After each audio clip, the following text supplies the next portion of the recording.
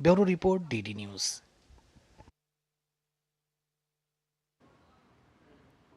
तो जाना आपने किस तरीके से देखिए जो लाभ है वो मिल रहा है, लेकिन खास तौर से आपको यहाँ बताने की अब कोशिश करते हैं कि जो युवा हैं उनके रोजगार को लेकर और कौशल प्रशिक्षण को लेकर किस तरह का फोकस जो है वो किया गया है।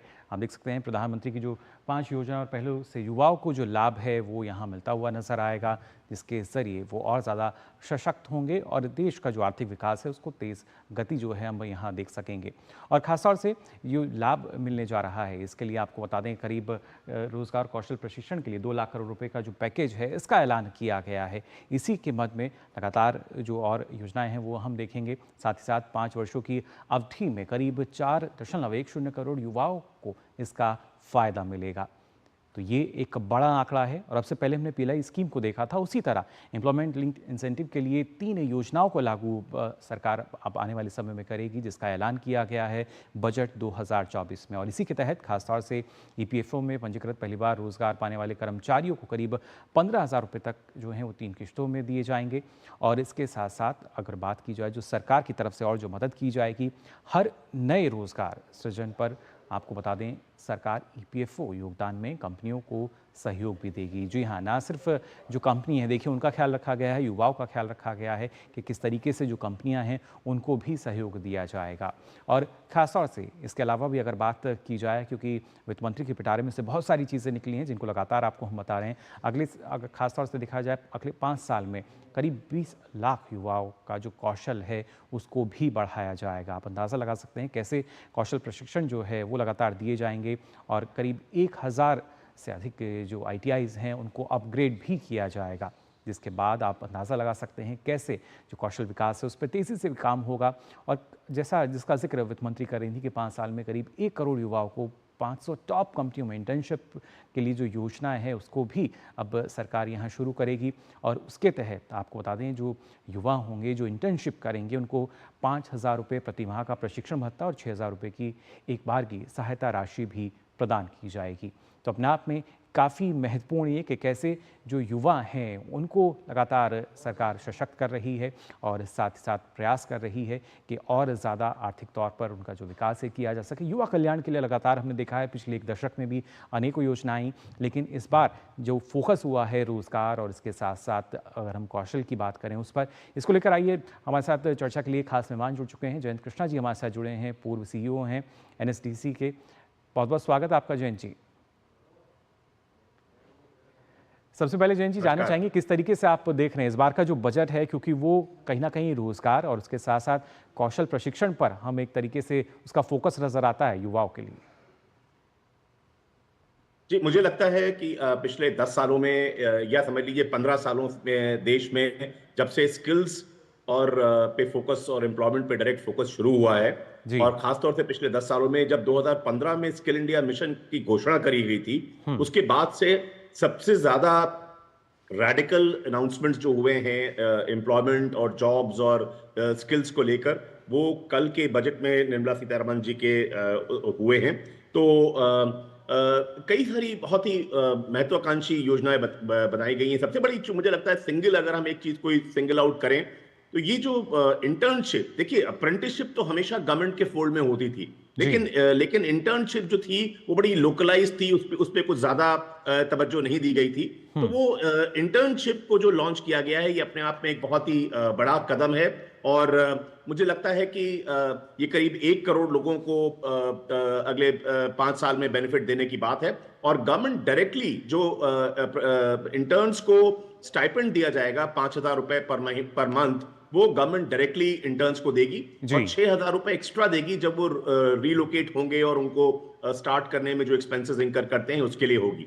तो मुझे लगता है कि देखिए बहुत सी चीजें, आप कितने भी स्किल डेवलपमेंट सेंटर्स खोल लीजिए, लेकिन जो 500 टॉप कॉर्पोरेट्स हैं, जो इंडस्ट्री के लोग हैं, वो कंपनियां जो हैं, वो जितनी अच्छी ट्रेनिंग दे सकती हैं। देखिए हम लोग अपने यहाँ की गुणवत्ता की अक्सर बात करते हैं ट्रेनिंग प्रोग्राम की, जो खासतौर से सरकार के हिसाब से फ्री होते हैं कि वो अच्छा है कि नहीं है। लेकिन यहाँ पे जो इंडस्ट्री की जो टॉप प्लेयर्स हैं उनके पास बिल्कुल वर्ल्ड क्लास स्किलिंग देने की फैसिलिटीज हैं जो अपने एम्प्लॉइज के लिए उनके पास हैं। तो वही फैसिलिटीज वो इंटर्नशिप में कम्युनिटी को ऑफर करेगी, जिससे उनकी एम्प्लॉयबिलिटी बहुत ज्यादा बढ़ेगी।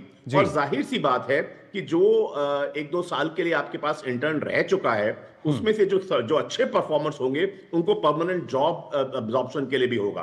तो ये बहुत एक अच्छी बात है। और जो डायरेक्ट इंसेंटिवाइज, देखिए मैं आपके भी दूरदर्शन पर भी, डीडी न्यूज पर भी मैं पहले बोल चुका हूं, बाकी लिख भी चुका हूं कि जो पीएलआई स्कीम जो गवर्नमेंट की थी, वो प्रोडक्शन को इंसेंटिवाइज करती है। तो मैंने बराबर ये कहता रहा हूं पिछले कुछ महीनों से कि गवर्नमेंट को अनएम्प्लॉयमेंट की सिचुएशन को देखते हुए कोई स्कीम ऐसी लानी पड़ेगी जिसमें जितना रोजगार का सृजन हो रहा है, उसके प्रपोर्शन में एम्प्लॉयर और एम्प्लॉय को कोई बेनिफिट मिले।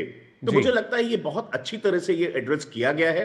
जो फर्स्ट टाइम एम्प्लॉइज को 15,000 रुपए तक का फर्स्ट मंथ का जो सैलरी है, वो डायरेक्ट बेनिफिट ट्रांसफर से देंगे 3 इंस्टॉलमेंट्स में। ये अपने आप में एक अच्छी चीज है। और जो फर्स्ट 4 इयर्स का जो ईपीएफओ कंट्रीब्यूशन है, वो भी फर्स्ट टाइम एम्प्लॉइज के लिए 30 लाख एम्प्लॉइज को उसमें बेनिफिट होगा। और रिम्बर्समेंट जो है वो 3,000 रुपए का। कई सारी अलग अलग स्कीम्स हैं जिसमें इंसेंटिव प्रदान किए जाएंगे एम्प्लॉइज को और एम्प्लॉयर्स को नया एम्प्लॉयमेंट क्रिएट करने के लिए। ये बहुत ही मुझे लगता है इसको बस एक कॉशन की ये जरूरत है कि इसको सरकार इंप्लीमेंट किस तरह से करेगी, किस मशीनरी के थ्रू करेगी, ये एक देखने की बात है। और ये हम लोग जब एक करेंगे तो बहुत ही अच्छी चीज रहेगी। आप आईटीआईज को देख लीजिए। आईटीआई सरकारी क्षेत्र की खासतौर से जो आईटीआईज हैं, जो स्टेट गवर्नमेंट के परव्यू में रहती हैं, उसमें 1000 आईटीआईज को जैसे आईटीआईज हैं, उनका जो करिकुलम होता है वो सेंट्रली मॉनिटर होता है, लेकिन जो उनका जो एडमिनिस्ट्रेशन होता है, जो गवर्नेंस होती है, वो स्टेट गवर्नमेंट के पास होती है। तो उसमें जो 1000 आईटीआईज की अपग्रेडेशन की बात करी गई है, मुझे लगता है ये एक मील का पत्थर साबित होगी। लेकिन थोड़ा सा कॉशन यहां पर भी ये कि इनका जो गवर्नेंस है वो प्राइवेट सेक्टर इंडस्ट्री को दे देना चाहिए, क्योंकि अगर ये उनकी गवर्नेंस आपने जैन जी, लेकिन गुणवत्ता की जब हम बात करें, जिसका आपने भी जिक्र किया, अभी शुरुआती तौर पे जो योजनाएं आई हैं और बेहतर तरीके से कोशिश यही होगी जो क्रियान्वयन है इनका हमें देखने को मिले। लेकिन क्योंकि जब कौशल विकास की हम बात करते हैं तो माना यही चाहता है कि जब एक प्रशिक्षण दिया गया तो वो सिर्फ एक युवा तक सीमित नहीं रहता, बल्कि वो दूसरे युवाओं तक भी जाता है।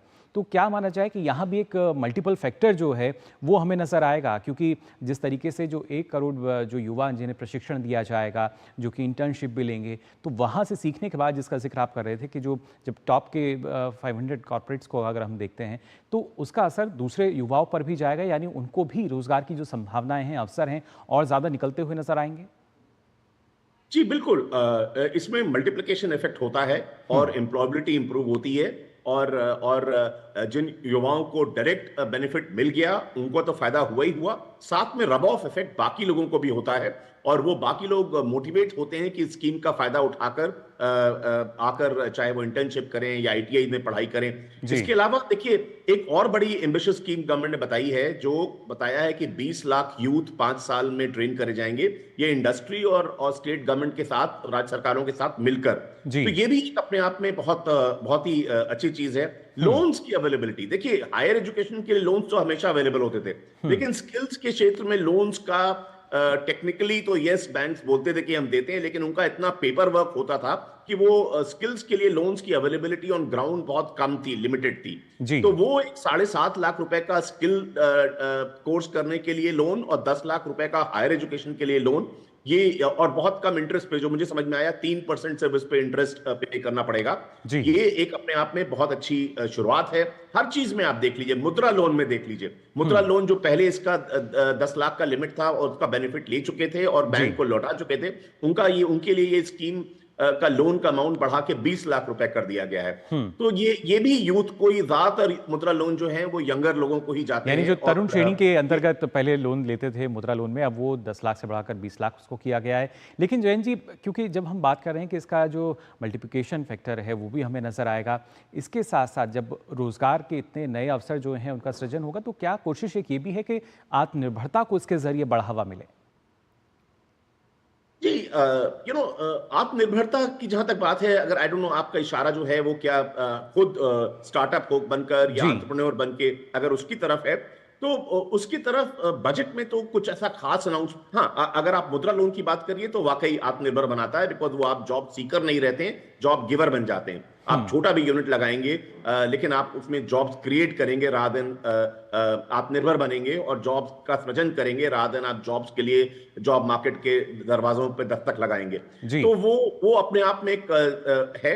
और अगर आप इसको इस बजट के साथ एक चीज जोड़ लीजिए, न्यू एजुकेशन पॉलिसी में भी कही गई है कि बहुत से रेलेवेंट कोर्सेज में हमें एंटरप्रेन्योरशिप पे भी फोकस देना पड़ेगा एक सब्जेक्ट में, क्योंकि जी। बहुत से ऐसे बच्चे और यूथ होते हैं जिनका रुझान होता है बिजनेस में कुछ करने का, लेकिन उन्हें पता नहीं कि कैसे एप्लीकेशन बनाई जाए, कैसे बैंक से ऋण लिया जाए, कैसे मार्केट किया जाए, कैसे प्रोडक्ट की गुणवत्ता में किया जाए, कैसे प्रोडक्शन मैनेजमेंट सिस्टम को वो करा जाए, क्वालिटी को कैसे इंश्योर किया जाए। तो इन सब चीजों को अगर कैप्सूल फॉर्म में एक एंटरप्रेन्योरशिप के कोर्स में, जिसका एक जिक्र न्यू एजुकेशन पॉलिसी में भी है, अगर उसके साथ और बाकी जो कल बजट के अनाउंसमेंट है उसके साथ किया जाए, तो मुझे जी। लगता है कि और आत्मनिर्भर बन के और वो रोजगार का सृजन करने की दिशा में, चाहे वो एंटरप्रेन्योर हो या स्टार्टअप्स हो, उसमें बहुत फायदा मिलेगा। मुझे जी। लगता है कि ये जो बजट है, इसमें अनाउंसमेंट्स, मुझे लगता है स्किल इंडिया मिशन का जब 2015 में मैं था उस समय विज्ञान भवन में, प्रधानमंत्री जी ने जब उसका लॉन्च किया था,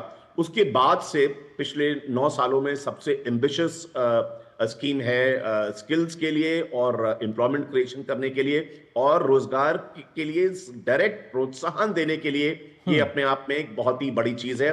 विमेन के लिए बात करिए जी। कि विमेन स्पेसिफिक स्किल कोर्सेज की बात और करी गई खास है। तौर से जैन जी अगर देखा जाए, क्योंकि हर एक सेक्टर की बात की जाती थी, पहले मान लिया जाता था अगर एक सेक्टर में ज़्यादा रोजगार की संभावना है उस पर फोकस होता है, लेकिन अब खास तौर से अगर हम देखें कृषि क्षेत्र की बात की जाए या रेलवेज़ की बात की जाए, ये ऐसे तमाम क्षेत्र हैं जहाँ पर लगातार रोजगार सृजन जो है वो होता हुआ नजर आएगा और इसके लिए प्रशिक्षण जो है वो हम मान सकते हैं कि अब एक नए तरीके से शायद या नई तकनीक के माध्यम से भी जो आने वाले समय में युवाओं को मिलेगा।